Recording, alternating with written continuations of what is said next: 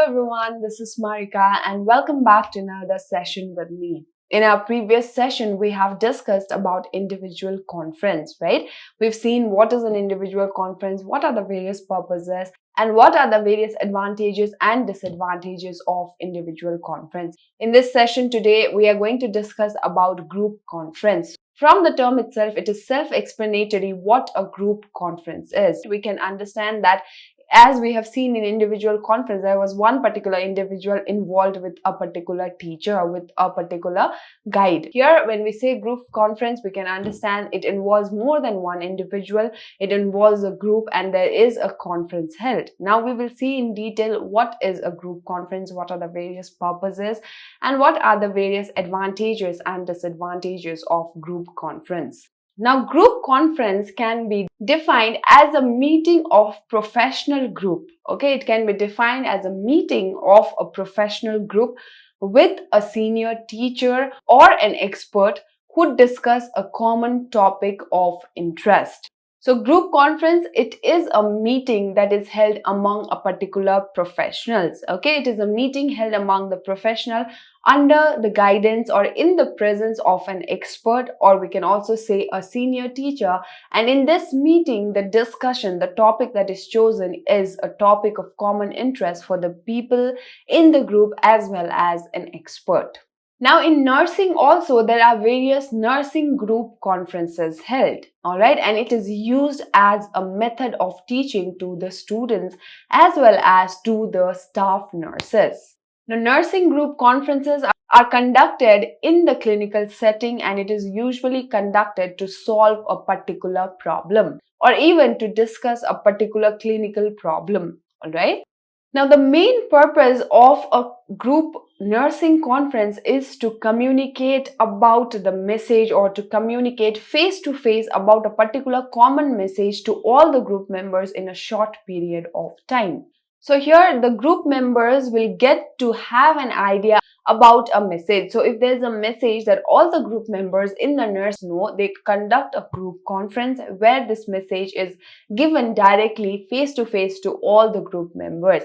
In a group conference, the nursing staffs or the people who are involved, the group members will also get the opportunity to seek for clarifications. So a group conference is nothing but a meeting which is held within a same profession. And conduct a particular meeting, there will be a presence of a senior staff or a senior teacher who will be there for the particular meeting. Now, this is usually conducted in order to give out a common message to the people who are actually involved in the particular field. And this message is usually given face to face to all the group members. This is done in order to make sure that the group members, if they have any doubt, they can also seek for clarification. Let us now see the purposes of group conference. The first purpose is to communicate a message of common interest to a large group of people in a short period of time, right? So when we have any message, to go and give that message individually or to pass the message from one individual to another might not give the clear idea to all the group members, right? So rather, when we conduct a group conference, a message which is of common interest is given out or is set out to all the members in the group so that if they have any doubt, they can also communicate or seek for clarification. So to communicate a message of common interest to a large group of people in a short period of time is the first purpose of group conferences.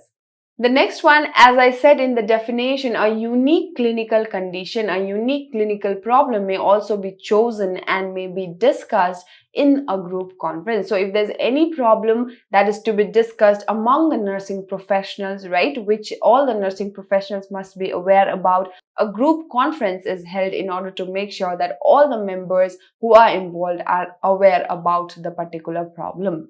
Next one is to obtain the input from all the members in the group. As I said, a particular problem may be discussed in a group conference, right? There can be a unique clinical condition that can be chosen and discussed with all the group members.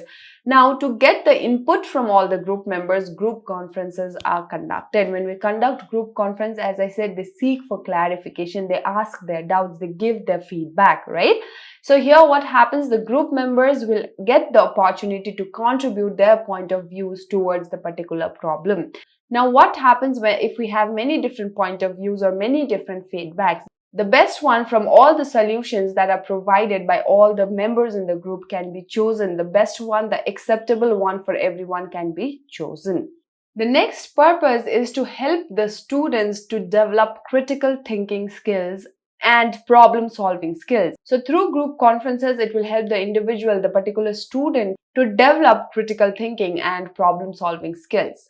Let us now discuss the principles of group conference. The first principle is that for a group conference to be held, there should be a topic of common interest. As I said from the very beginning, we have seen that in group conference, people gather, the professionals gather in the presence of an expert, right? And they discuss a particular topic of interest. So the first essential principle is that there must be a topic, a common topic of interest. The next principle is that there must be an expert who has a proper in-depth knowledge about the topic, and also proper in-depth knowledge about the topic so that the person can lead the conference and clarify the doubt of the people. The third feature is that the teacher must motivate the students to participate in the conference so that fruitful results can be obtained. Okay, so as a teacher, the teacher is there as a leader, guide, right? So the teacher has to motivate the students to participate in the conference.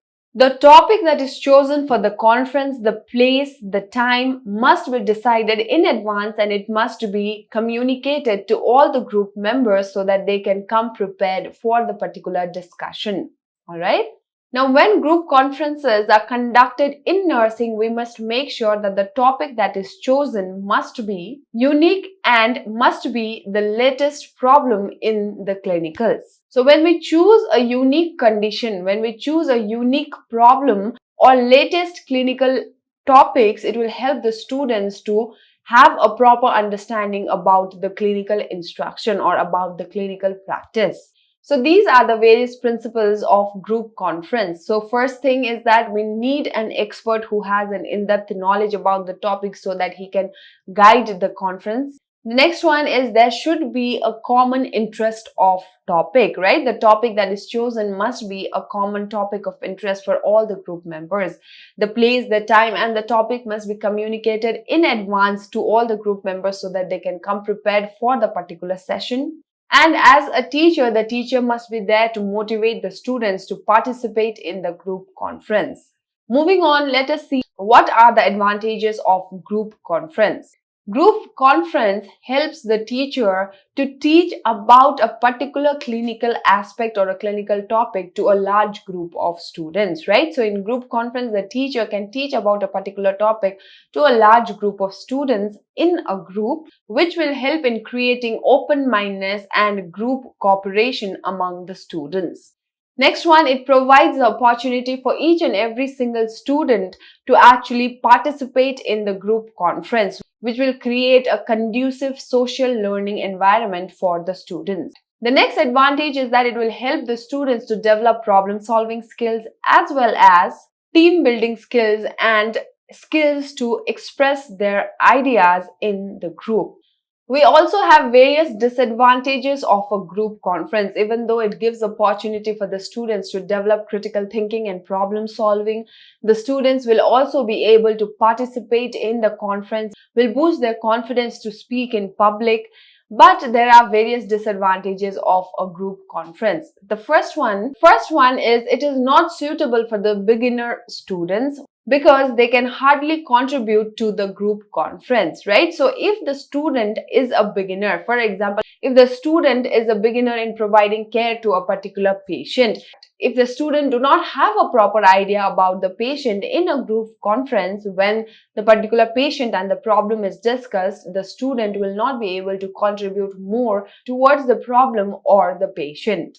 The next disadvantage is that there is always a chance that the students may not come prepared for the group conferences, right? So the student may come unprepared without any knowledge for the group conference as well, because of which the purpose of the group conference will not be met. The next disadvantage is that the suggestion that comes forth after the group discussion may not be acceptable. It may not be realistic or applicable for all the group members.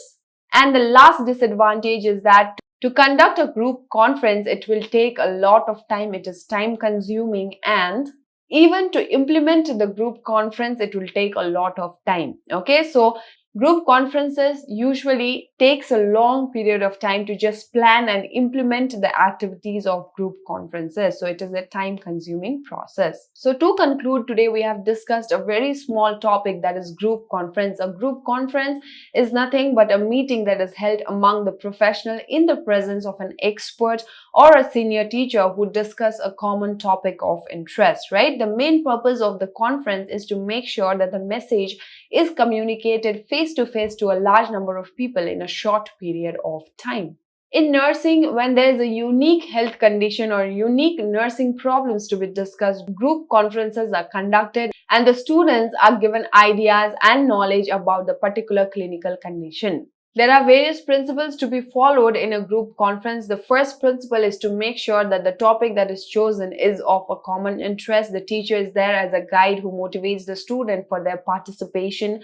And there must be a leader. The teacher who's there or the expert who's there must have an in-depth knowledge about the topic so that they can guide the entire process of group discussion. We have also discussed about the advantages and disadvantages of group discussion. I hope the class was helpful, and I'll see you all in the next session where we will deal with another method of clinical teaching, that is nursing conferences. Thank you and have a great day ahead.